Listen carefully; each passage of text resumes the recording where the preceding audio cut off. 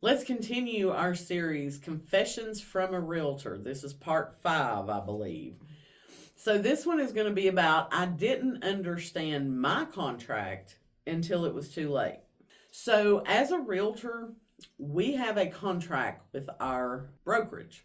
And it just states the rules that we have to follow when we go to work for a company.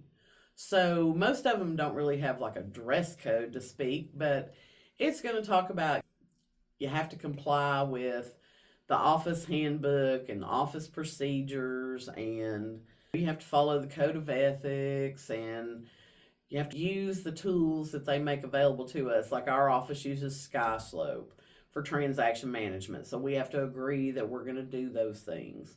But it's also going to talk about what happens with your listings, what happens with your contracts, and what happens with your active buyers should you leave that brokerage's employment and go to work for a competing company.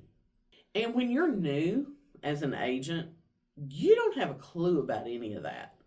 Like, they don't cover those types of things in real estate school. So you go to work at a company and you don't even know that you need an independent contractor agreement with your brokerage, so you may not have one because you don't think about things like that. You're just like, okay, yeah, this is what they said my split's going to be. This is what I have to do. I'm going to go to work here. So if you do get one, more than likely you're not really reading it because nobody ever reads those things, right? The broker will say, well, this is what it says, and it's going to cover our split and your office fee and blah, blah, blah. And we just say, oh, okay. We sign our little name and we're just happy to go to work, right? Because we're a realtor now.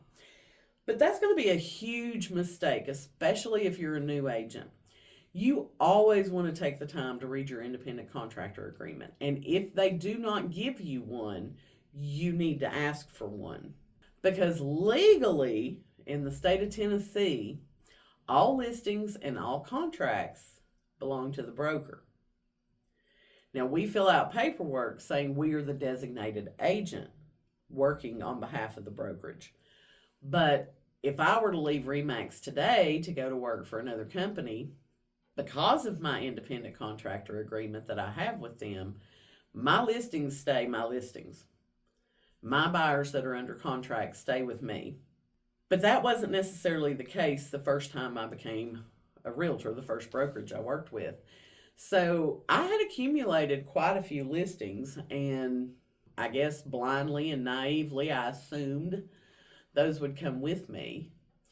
And the broker said, no, those don't belong to you. They belong to me. And it was a big headache, let me just tell you, because I had to go back and look, A, to find my independent contractor agreement, B, read it, and then figure out that, oh my God, she's right.